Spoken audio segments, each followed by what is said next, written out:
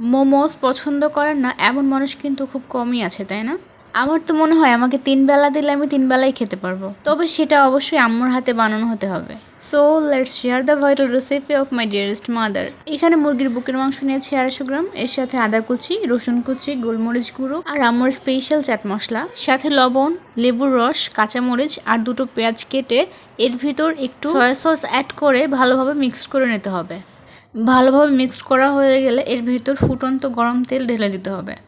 এরপর আবারও mixed. And now this is my favourite part, বিভিন্ন শেপে মোমোগুলোকে সাজানো। আমার বাসার কেউই আমি ছাড়া মোমো বানায় না, কেউ মোমো খায়ও না।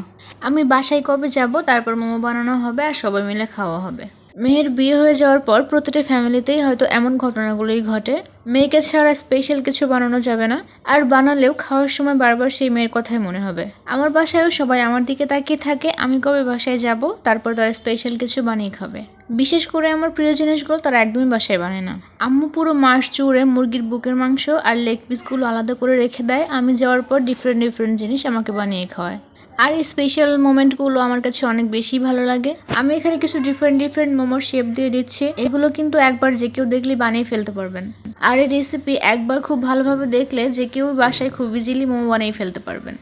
আমার সবগুলো মোমো শেপ দেওয়া হয়ে গেছে, এবার এগুলোকে স্টিম করার পালা। আম্মু মোমোগুলোকে রাইস কুকারের উপরের পার্টটায় স্টিম করে নিয়েছিল। And here the momos are ready to eat. অনেকে চাটনি বা সসের সাথে মোমো খেতে পছন্দ করেন, তবে আমার কাছে বেস্ট লাগে তেঁতুলের টকের সাথে মোমোস।